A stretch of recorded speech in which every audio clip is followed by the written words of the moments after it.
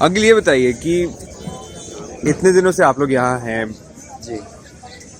हमें तो देखकर बड़ा वो होता है कि लेकिन आप लोग यहाँ पर ऑन ग्राउंड हैं। हाँ, ऐसा है जी, ये हमारा संविधान और लोकतंत्र इस देश के भाई हमारे 4 स्तंभ माने गए हैं। लोकतंत्र के माध्यम से हम अपनी सरकारों को चुन के भेजते हैं। संविधान ने हमारे को ये मौलिक अधिकार दिया है कि भाई अपनी सरकार को भाई कम से कम हमारे को अगर कोई कानून नहीं चाहिए तो हम एक संविधान के तहत एक शांतिमय तरीके से हम अपनी आवाज़ भाई सरकार तक पहुंचाने का हमारे को प्लेटफार्म मिला है। यही लोकतंत्र और संविधान की खूबसूरती है। ठीक है जी। और आज हमारे को हमारे कम से कम भी 45 कृषक किसान भाई इस आंदोलन में अपने भाई घर परिवारों को छोड़कर एक जनता अपनी सरकार के सामने प्लेटफार्म रखा और एक अपनी आवाज़ उठाने के लिए यहाँ आए हुए अलग अलग मोर्चों पे हमारे 45 कम से कम लगभग 45 किसानों की इस आंदोलन के द्वारा शहादत हो चुकी है, जो कि अब तक मेरे माननीय प्राइम मिनिस्टर ने अभी तक एक बार भी अपने मुख से श्रद्धांजलि अर्पित करने की कोशिश नहीं की। क्या मेरे देश के प्राइम मिनिस्टर एक संस्था है और उस संस्था का गरिमामय रखते हुए भाई क्या एक उनका कर्म कर्तव्य नहीं है राष्ट्र के प्रति? भाई राष्ट्र से वो बहुत प्रेम करते हैं, लेकिन मेरे जो 45 किसान भाई पूरे बॉर्डरों पे शहादत हो चुकी, क्या कृपा करके प्राइम मिनिस्टर जी की जुबान सिली हुई है? लोकतंत्र में भाई आप लोगों को चुन के भेजा वहाँ पे, क्या एक इतनी ये का मौन धारण किए हुए है कि भाई हमारे किसान भाइयों को शहादत देने की भी कुव्वत नहीं उठा रहे? क्या मंत्रियों को साफ सूंघ गया है? क्या कोई भी मंत्री एक ये कह सके जी वो मेरे देश के नागरिक थे, मेरे अन्नदाता थे, जिन्होंने भाई ऐसे कड़ाके की ठंड में भाई -डिग्री टेम्परेचर में भाई एक अपनी बुलंद आवाज़ करते हुए इस देश को अपनी जान न्यौछावर कर दी, अपने प्राणों की आहुति दे दी? कम से कम किसी भी माननीयों में इतनी भी शर्मिंदगी नहीं बची है। तो ये एक दुर्भाग्यपूर्ण है जी। हम भी इसकी घोर निंदा करते हैं ऐसी सरकार की, जब हमारे किसानों के प्रति इस देश के जो भाई इतनी ठंड में शहादत हो चुकी है तो भी हमारी सरकार की समझ में नहीं आ रही है। और ये लेकिन किंतु बट परंतु लगाकर भाई ये आगे से आगे तारीख पे तारीख क्या भैया ये मतलब तमाशा क्यों बना रखा है इस देश में? भाई क्यों नहीं डेलीगेशन रोज आना, क्यों नहीं routine to routine meeting routine to routine क्यों नहीं मीटिंग की जा सकती? भाई लोकतंत्र में आपको हमने चुन के भेजा है। क्यों भेजा चुन के? इसीलिए भेजा कि भाई हमारे देश की जनता की, आम जनता की, इस देश की कृषि उपज का 25 लाख करोड़ का टर्नओवर है सर। मैं पूरी सरकार को बता रहा हूँ 25 लाख करोड़ का टर्नओवर है हर साल। क्या सरकार की मजबूरी है ये पूरे देश के सामने बताएं कि भाई 25 लाख करोड़ का टर्नओवर आप अंबानी, मुकेश अंबानी प्लस गौतम अडानी भाई उनको आप क्यों दे रहे हो? ये अपनी मजबूरी बताई जाए। हमारे जो डेलीगेशन है 40 हमारे जत्थेबंदियों के भाई हेड हैं, उनके सामने ये बात बताएं कि जी हमारी ये मजबूरी है, हम इस मजबूरी में फंसे हुए हैं, इसलिए हम निर्णय लेने में असक्षम हैं। भाई ऐसा कम से कम सरकार ने बताना चाहिए, पूरे देश की मीडिया के सामने बताना चाहिए, देश की जनता के सामने बताना चाहिए। भाई 25 लाख करोड़ का टर्नओवर आप 2 घरानों में क्यों दे रहे हो? और इसमें हमारी कितनी मतलब दुर्दशा हो जाती है। क्या यही सरकार के कर्म कर्तव्य बनते हैं? क्या यही सरकारें होती है? कोई भी सरकार बनी है आज तक, कोई भी सरकार बनी है भाई किसान हितैषी बताओ कहाँ रही है? WTO की रिपोर्ट हमारी क्या कहती है कि धीरे धीरे MSP समाप्त की जाए, मंडी निजीकरण भाई मंडी सरकारीकरण समाप्त किया जाए और वर्ल्ड ट्रेड ऑर्गेनाइजेशन समझ गए वो कहते हैं कि भाई धीरे धीरे इसको प्राइवेट में लाया जाए। भाई आपकी क्या मजबूरी थी?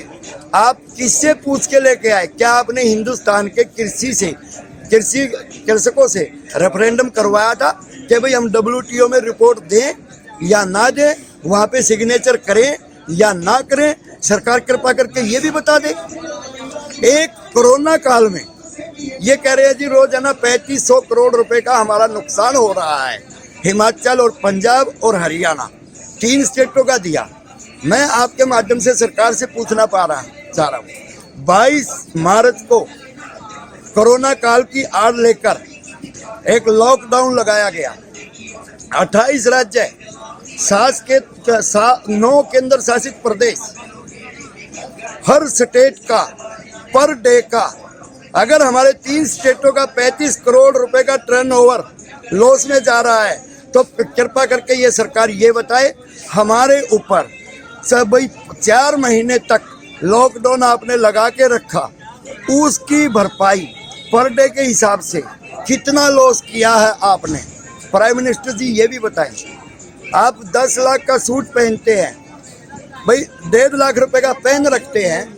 प्राइम मिनिस्टर साहब हमसे आप भाई डोनेशन के माध्यम से हमारे को एक स्वतंत्र आवाज के माध्यम से हमने आपको भेजा। हमने ये तो नहीं बोला था भाई आप 10 लाख का सूट पहने, हमारे की तरह सिंपल कपड़े पहने। भाई अगर आप देश के राष्ट्रभक्त हैं, एक दिशा की तरफ मत देखो, दिशा 4 होती है प्राइम मिनिस्टर साहब, उत्तर पूरब पश्चिम और दक्षिण। आप एक दिशा साइड जो जा रहे हैं तो ये समझो हमारी देश की लोकतंत्र की खूबसूरती नहीं है। आप कहीं ना कहीं एक आउट ऑफ दरवाजे से एक षड्यंत्र रचने की कोशिश कर रहे हैं। प्राइम मिनिस्टर साहब कृपा करके आप ध्यान रखें, आप पूरे राष्ट्र के प्राइम मिनिस्टर हैं, ना कि एक संस्था के। संस्था से निकल के आप आइए। आपको ये प्लेटफॉर्म दिया है, ये एक जिम्मेवारी का प्लेटफॉर्म है। प्राइम मिनिस्टर साहब जरा शर्मिंदगी महसूस कीजिए, आप एक दिशा में जा रहे हैं, ऐसा काम मत कीजिए। इस देश के 4 सिपाही हैं, हिंदू, मुस्लिम, सिख, ईसाई, और चारों के चारों कोई भी आप बताएं प्राइम मिनिस्टर साहब किस राजनीतिक पार्टी के नेता का बेटा आज तक मेरे देश की सरहदों पे कितनी शहादत दी है? बताएं तो। हम कहते हैं भाई हम राष्ट्रभक्त हैं, क्या राष्ट्रीयता का यही धर्म है? एक टीवीओ की डिबेट में बैठकर आप एक लॉलीपॉप फेंक रहे हैं पूरे देश की जनता। क्या पूरे देश की जनता भ्रमित है? ऐसा तो नहीं हो सकता। आप हर प्लेटफॉर्म पे कहते हैं भाई देश की जनता भ्रमित हो रही है। आप ही जागरूक है क्या? आप ही शिक्षित है क्या? इस देश में शिक्षा का अभाव, इसका मतलब आप कहीं ना कहीं चोर दरवाजे से ये कहना चाह रहे हैं कि भाई हमारे देश में 50% लोग जागरूक नहीं है, जागरूकता नहीं है। तो ये जिम्मेवारी किसकी है? ये जिम्मेवारी भी प्राइम मिनिस्टर साहब कहीं ना कहीं हमारी सरकारों की है। अगर उनको जागरूक नहीं कर रही है तो सरकार में ऐसी क्या कमी है? हमारे देश के बच्चे को राष्ट्रीयता का पाठ क्यों नहीं पढ़ाया जा रहा? हमारे देश को क्यों नहीं बताया जा रहा कि भाई हमारे अंदर सर्वधर्म सम्मान, यानी कि सभी धर्मों का आदर करने वाला देश, यह एक राष्ट्र है, ना कि कोई स्टेट। आप स्टेट वाइज बात करते हैं, आप एक स्टेट के प्राइम मिनिस्टर नहीं है सर, आप पूरे देश के प्राइम मिनिस्टर हैं। क्या केरल, क्या उत्तर प्रदेश, आप क्या बांटने की कोशिश कर रहे हो? क्या इस देश को विभाजन करने की कोशिश कर रहे हो क्या सर? ऐसा ना कीजिए, क्योंकि आप सर्व पूरे राष्ट्र के प्राइम मिनिस्टर हैं। MSP का भी बता रहा हूं सर, आप कह रहे हैं भाई भ्रमित। MSP क्या होता है जी? मिनिमम, सबसे कम, यानी कि हमारी खाद, दवाई, बीज, हमारी 6 महीने की मेहनत, हमारा पानी, हमारा डीजल, हमारा बिजली का बिल, सारी चीज की कॉस्ट लगा करके सरकार हमारा मूल्य तय करती है हमारी फसल का। ठीक है सर, ये होता है मिनिमम, यानी कि जो सबसे कम रेट जो तय होता है वो फसल का निर्धारित किया जाता है सर। और जब उसके ऊपर भी अगर कोई प्राइवेट संस्था डाका डालने की कोशिश करती है तो हमारी सरकार क्या करती है, कहाँ सोई रहती है? जब साथ वाला मेरा पड़ोसी है जो प्राइवेट प्लेटफार्म लेके खड़ा हुआ है, वो मेरे देश के किसान की औने पौने दामों में फसल लेके चला जाता है और किसान के पास कोई हथियार नहीं होता उसके खिलाफ कार्रवाई करने का, तो आप ऐसा हथियार क्यों नहीं दे रही है सरकार कि भाई जो भी कृषि की उपज का सही तरीके से मोल ना दे सके और उसको भाई आधे रेट में खरीदने की कोशिश करे, तो क्यों नहीं किसान का हक बनता कि भाई वो supreme court, high court, judicial court, SDM court, हर कोर्ट में, ताकि उस प्राइवेट प्लेयर को खींच के और जज के सामने ये पेश किया जाए कि जी इसने मेरे दिल पे चोट पहुंचाई है, मेरी फसल का वाजिब दाम नहीं दिया है, इसलिए सर इसके खिलाफ एक कानूनी कार्रवाई क्यों ना की जाए। क्या ये कानून नहीं बन सकता? आप कह रहे नहीं बन सकता, क्यों नहीं बन सकता? जब आप मजदूरों के 44 कानून, आप मजदूरों के सर 44 कानून, अंग्रेजों के टाइम के बने हुए 44 कानून 2 घंटे में आप निरस्त करके रद्दी की टोकरी में डाल रहे हो, तो ये क्यों नहीं हो सकता? जो आपने तीनों काले कानून बनाए हैं, आप रोजाना कह रहे हैं हम भ्रमित हो रहे हैं, भ्रमित हो रहे हैं, जागरूक, आप बहुत जागरूक है, बहुत जागरूकता के तहत हमने आपको भेजा, जागरूक हैं, तो आप जब आपने जब 44 कानून मजदूरों के रद्दी की टोकरी में डालकर और मजदूरों का हित छीना, तो किसानों का हित भी आप क्यों छीन रहे हैं? तो ये भी कानून बिल्कुल आप रद्दी की टोकरी में डाल सकते हैं। ये हमारी आपसे उपेक्षा है और उम्मीद है, और जल्दी से जल्दी निर्धारित कीजिए। हमारे एक एक भाई, किसको शौक है सर रोडों पे रहने का? किसको शौक है? क्या हमारे अपने घर नहीं है? क्या हमारे अपने बच्चे नहीं है? क्या हमारे अपने बहन बेटी नहीं है? हम क्यों आए हैं रोडों पे? हमारे को क्या जरूरत थी रोडों पे आने की? प्राइम मिनिस्टर साहब, कहीं ना कहीं आपने हमारे को मजबूर किया है। आप इस चीज को जिम्मेवारी से एक पूरे देश के प्लेटफॉर्म के सामने, हर मीडिया चैनल के सामने ये कहे, हे मेरे अन्नदाता, मेरे से गलती हो गई और मैं अक्षमा याचना मांगता हूं अपने पूरे राष्ट्र के हर अन्नदाता से, और मैं जल्दी से जल्दी आपका निराकरण करने की कोशिश करता हूं। ये आपकी एक खूबसूरती होगी। आपको सर आंखों पे पूरा देश का किसान सर आंखों पे बिठाएगा अगर आप एक स्वतंत्र मीडिया के माध्यम से अगर अच्छा प्लेटफॉर्म देंगे और कहेंगे भाई हम अपने विड्रॉल करते हैं ये तीनों कानून, और जो इस देश का अन्नदाता चाह रहा है उसके साथ हम तहे दिल से खड़े हैं। यही खूबसूरती है इस देश की। और पूछना है तो आपके माध्यम से सर मैं हर चैनल वाले को कह रहा हूँ, हर MP MLA को कह रहा हूँ, भाई कोई कह रहे हैं ना भ्रमित, भाई आ जाओ, खुला ओपन चैलेंज है।